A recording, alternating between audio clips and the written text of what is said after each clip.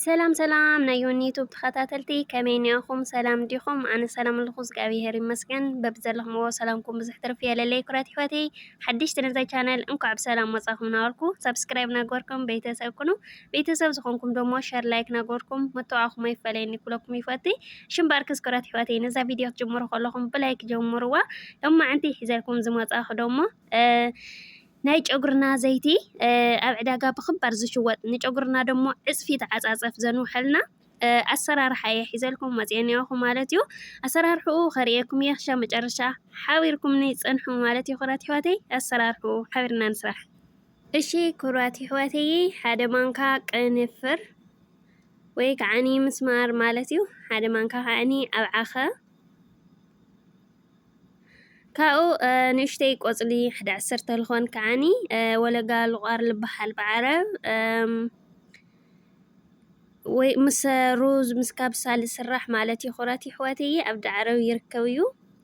ንሱ ከዓኒ ተጠቒመ ኣለኹ። ካብኡ ብድሕሪኡ ከዓኒ ሓደ ማንካ ከዓኒ ሩዝ ሜሪ ማለት እዩ። ኩራት ሕይወት ከምዚ ገይረ ሓዋዊሰ ክጥሕነየ ማለት እዩ። እንድሕር ኣብዚሕና ክንጥቀም ደሊና ከዓኒ ክልተ ማንካ እውን ክንጥቀም ንኽእል ኢና። ቡቦይኒ ከዓኒ ክንጥሕኖ ንኽእል ኢና ብትሕት ዝበለ መጥሓን ጌርና ማለት እዩ።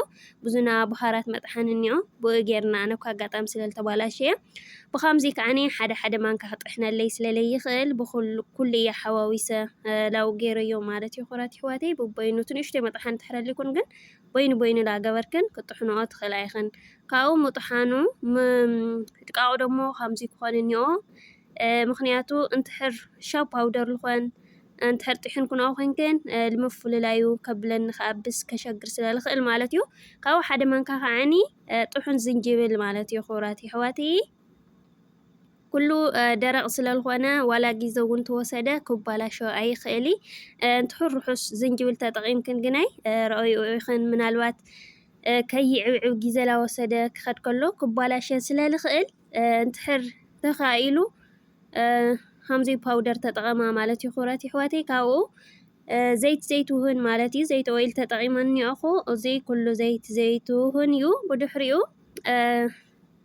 ወይ ከዓኒ ዙና ሱፍ ዘይትና ብልዒ ማለት እዩ። ሱፍ ለለዎ ንሱ እውን ክንጥቀም ንኽእል ኢና ምስኡ ንሓውሶ ማለት እዩ። እንትሕር ደሊና ከዓኒ ዘይቲ ናይ ጨጉሪ ለ ንጥቀም ንኽእል ኢና ማለት እዩ። ኣነ ህዚ ዘይቲ ናይ ጨጉሪ ተጠቒመ ክልቲኡ ብከምዚ ገይረ ኣብ ሒረዮ እኒአኹ ብደንብ ገይረ ማለት እዩ። ክሓፍስ የውሊ ቆንጆ ኮይኑ ከብልኒኦ ማለት እዩ። ህዚ ሓዋዊሰ ብከምዚ ደሞ ካዲነ ከቐሙጠየ ለሓደ ሰሙን ማለት እዩ። ኩራት ሕይወተይ ግን ክንሪኦ ኒአና ክነውሕሮ ኒአና በብመዓልቱ ለኻፈትና ማለት እዩ። ህዚ ሰሙን ገይሩ ደሞ ዝግ ኢሉ እኒኦ ከምዚ ትሪኡ ፀርዩ እኒኦ ማለት እዩ። ካፊተ ደሞ ረኽረኽ ልብል የውሊ ዚግ ኢሉ ብደንብ ገይሩ ተውላዕሊዑ ማለት እዩ። ኩራት ሕይወተይ ልጨጉርና ደሞ ዝንጅብል ይኹን ሩዝሜሪ ይኹን ዋላ እውን ቅንፍር ኣብዓኸ ብጣዕሚ እዩ ቆንጆ ማለት እዩ። እና ከምዚ ጌርክን ጥሒንክን ንሓደ ሰሙን ንጎድፎ ማለት እዩ። ድሕሪ ሓደ ሰሙን ደሞ ነጢፍና እዚ ንነጥፎ ከምዚ ትሪኦ ኣለኽን ነጢፈ ዝግ ኢሉ ቁንጂ ምንም ሕረኽረኽ ልብል የውሊ ማለት እዩ። መንጠፍ ጌርና ንነጥፎ ናዙ ቆፅሊ ይኹን ናዙ ልጥሓናዮ ኮታስ ለኸይሓልፍ እዩ ማለት እዩ። ህዚ ላብዙ ንጣስሞ ንጨጉርና ንቁርቁሮ ማለት እዩ። ኣነ ጎማ ኣለኒ እዚ ነቕባት ላብኡ ክገብሮ እየ እንታን ንምጥሳም ብልጥዕመና ማለት እዩ። ኩራት ሕይወተይ ብድሕሪኡ ግናይ ቅድሚ ምሕፃብና ኢና ንጥቀመሉ ማለት እዩ። ኩራት ሕይወት ወይ ከዓኒ ምስ ማስክ ወይ ከዓኒ እውን ብጥርሑ ውናይ ክኾን ይኽእል እዩ ማለት እዩ። እቲ ዘይቲ እዚ ንወይኑ ውናይ ክንገብሮ ንኽእል ኢና። እንትሕር ደሊና ከዓኒ ማስክ ነዳሊ ከለና ምስኡ ጌርና ከዓኒ ሓዊስና ክንጥቀም ንኽእል ኢና ማለት እዩ። ሕዚ ኣነ ጨጉረይ በቲነ ማስክ የጥቀሚ እቲ ዘይቲ ብቻ እየ ክጥቀም ማለት እዩ። ኩራት ሕይወተይ ብማስክ እንትሕር ኮይኑ እውናይ ጽቡቕ እዩ። ብሙዝ ይኹን ብኻሊእ ክነዳሊ ከለና ማስክ ናይ ጨጉሪ ምስኡ ተሓወስናዮ እውን ዝበለፀ እዩ ማለት እዩ። ኩራት ሕይወት ስለዚ ኣነ ደሞ ከምዚ ገይረ ኣጋጣሚ ጨጉረይ ተስተሽዊሩ ስለዝነበረ ሉስሉስ እዩ እኒኦ ዋላ እውን ዘይቲ ልምጥሳም እውን ኣየፀግም እዩ ማለት እዩ። ኩራት ሕይወተይ ስለዚ ከምዚ ገይረ ላብ ኩሉ ክገብረሉ እየ። ብጣዕሚ ብጣዕሚ እዩ ቆንጆ ኣነ ፈቲነየ እየ ማለት እዩ። ኩራት ሕይወተይ ለውጢ ስለ ዝረኸብኩሉ ከዓኒ ላባኻትን ኣምፂኤልክን እኒአኹ ክጥቀማ ኢኸን ተጠቐማ ማለት እዩ።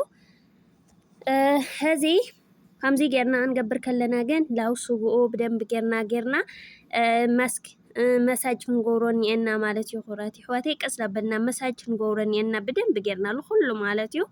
ካብኡ ከዓኒ ናብዚ ዘፈሩ ከዓኒ ብደንብ ጌርና ክንገብረሉ እኒአና ክሻብ ጥልቂ ልብል ማለት እዩ።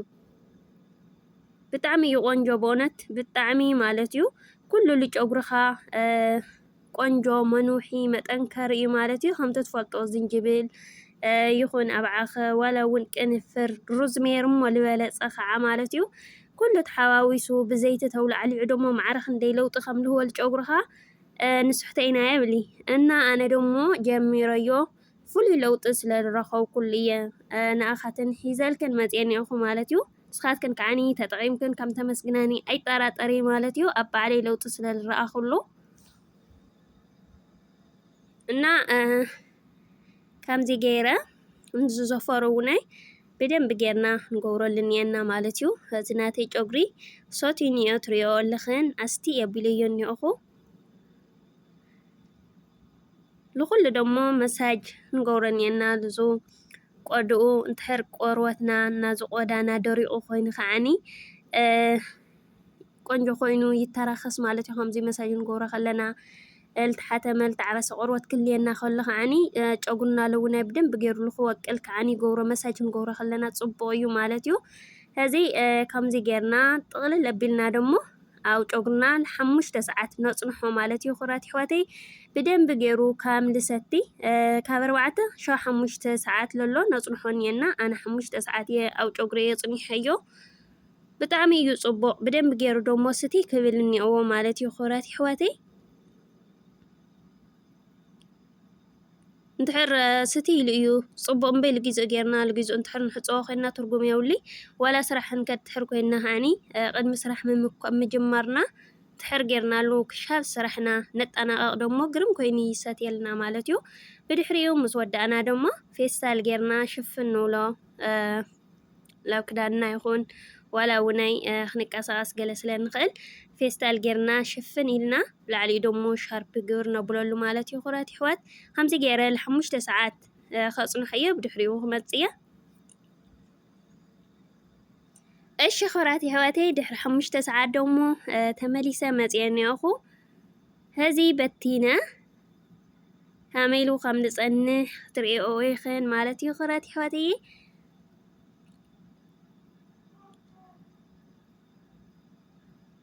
ብደንብ ገይሩ ሰትዩ ቆንጆ ኮይኑ እኒኦ ማለት እዩ። ትረኽኖ ኩራት ኣሕዋተይ ልስሉስ እውን ይኹን ናይ ተስተሽውሩ ስለ ዝፀንሐ ልስሉስ እዩ ነይሩ ግን ልስሉስ እዩ ዝገብሮ ማለት እዩ። ኩራት ኣሕዋት ካብኡ ምሽጥ ነብሎ ካብኡ ደሞ ማለት እዩ ክንምሸጥ ከለና ፍሩይ መመሸጥ እንድሕር ደኣ ሃሊና ዝበለፀ እዩ ማለት እዩ። ኩራት ኣሕዋተይ ካብ መጀመርታ ዋላ ተሓፂብና ብዙ ደቂቃቲ መመሸጥ ሕጅ ካብ ኢልና ካብ ንቡጭሮ ብትፍሩይ እንድሕር ብጭር ብናየ ዝበለፀ እዩ ማለት እዩ። ብፍሩይ መሸጥና ብቱድ ደቕቕ ዝበለ እውን ዋላ ድሓር ንምሸጦ ግን ዝበለፀ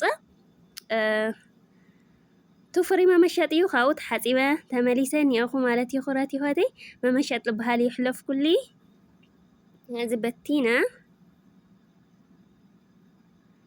ቅብኣት ክገብረሉ እዩ ዋላ ወዚ ሲረአዩ ቆንጆ ኮይኑ ማለት እዩ። ብእውነት ብጣዕሚ ደስ ይብለካ ልስሉስ ዋላ ካብኡ ከዓኒ ወዙ ዋላ ቆንጆ ኮይኑ ልስሉስ ኮይኑ ማለት እዩ። ዘይቲ ክንገብረሉ ከለና ኩራት ኣሕዋተይ ማስክ ይኹን ዘይቲ ቅድሚ ምሕፃብና ብጣዕሚ እዩ ጨጉርና ቆንጆ ማለት ኩራት ኣሕዋተይ ዋላ ሕዚ ዘይቲ ግብረ ኣቢልና እንድሕር ደኣ ኣፅኒሕናዮ ሞይ ብድሕሪኡ ሕፅብ ትሕሪርናዮ ቆንጆ እዩ ኣይባናጠሲ ሸተተት ይልብል ፅቡቅ እዩ በቃ እና ቅድሚ ምሕፃብክን ዋላ ማስክ እንድሕር ለይብልክን ዘይቲ ተጠቐማ ዘይቲ ብከምዚያት ክትዘጋጅያ እንድሕር ደኣ ለለኹና ገዛ ለይፍቀደክን ኮይኑ ከዓኒ ዋላ እዚ ዘይቲ እኒኦ ሱፍ ንሱ በይኑ ዋላ ግብረ ኣቢልክን ብድሕሪኡ ሕፅብ ተብልኦ ሰዓት 2 ሰዓት ፀኒሕክን ሕፅብ እንድሕር ኢልክንኦ ንጨጉርክን ኣየርግፊ ማለት እዩ። ኩራት ኣሕዋተይ ልስሉስ እዩ ዝኮን ዘይቲ ጌርናሉ ተፀኒሕና ብጣዕሚ እዩ ጨጉሪ ቆንጆና ቅብኣት ገይረ ደሞ ምሽጥ ኣቢለዮ ከምዚ ትሪኦ ኣለኽን ብጣዕሚ ብጣዕሚ ብጣዕሚ እዩ ቆንጆ ዘይቲ እዚ ማለት እዩ። ኣብ ዕዳጋ ደሞ ብኽባር እዩ ዝሽወጥና ካብ ብዕዳጋ ብኽባር ክንገዝእ ኣብ ገዛና ኣዘጋጅና ብኸምዚ ንጠቐም ካብኡ ደሞ ቱርዝሜር እኳ እዩ ኣብ መብዛሕትኡ ገዛ ላይ ይርከብ እምበይት ካልኦት ኩሎም ይርከቡ እዮም ማለት እዩ እና ዋላ ሮዝሜሪ ትሕር ለይብልና ኮይና ቱ ካልኦት ጌርና ክንጥቀም ንኽእል ኢና ምንም ሽግር የብሉኒ ማለት እዩ ካብኡ ደሞ ወደይ ንዕቕፍኒ በቃ ክስዕሞም እየላለ ተኸቢድኒ ላሰዓመኩም እዩ ማለት እዩ ፍቅርየ ትሒዙኩም እኒኣኹም ዛይ ዘይቲ ደሞ ክልቲአን ዓይና ዳሊናያ ማለት እዩ ክብራት ይሕወቲ እና የኔ ደሞ እልሃለኹም ሰላም ሰላም ሰላም ይፈትየኩም እየ ሰብስክራይብ ናገርኩም ኣተዋውዕኒ ይብለኩም ሎ ማለት እዩ ዛይቱብ ደሞ ናይ እንወደያ እና ሃምዚ ጌርኩን ተጠቐማኽን ክደክን ይፈቲ ኩራት ይሕወቲ ኣዝዩ ብሉፅ ዝኾነ ዘይቲ እዩ ማለት እዩ ውኑ በቃ ብዛ ካሜራ ምስኻትም እኒኦ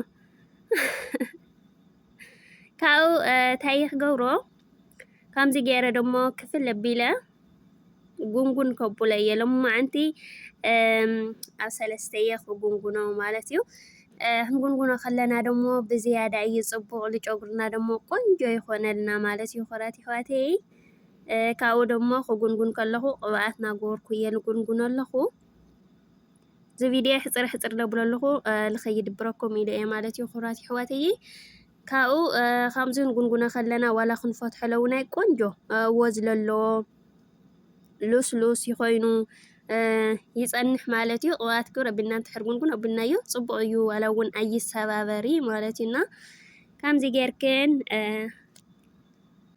ጌርክን ኣዳሊኽን ቅድመ ምሕፃብክን ተጠቐማሉ ኢኽን ካብ ከዓኒ ድ5 ሰዓት ኣጽኒሕኽን ደሞ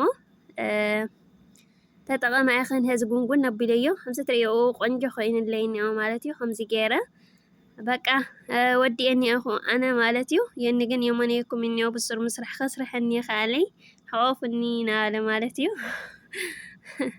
ኣነ ደሞ እንድሕር ፍቓድካ ኮይኑ እንድሕር ክሰርሕ ኮይንካ ናምንታይ ካ ንዓበል ስራሕ ኢለ ሓቂፈዮ ማለት እዩ እና ማለት እዩ ኩራት ይሕወተይ ለይወለድኩም ደሞ ንምውላድ የውቅዕኹም ወሊድኩም ንምሕቓፍ ንምስዓም ማለት እዩ ለወለድኩም ደሞ ብጥበቡ ብመጎሱ የዕብየልኩም ፈጣሪ ካብ ደሞ መርቕለይ ዝጅቡዕ ወደይ ማለት እዩ እና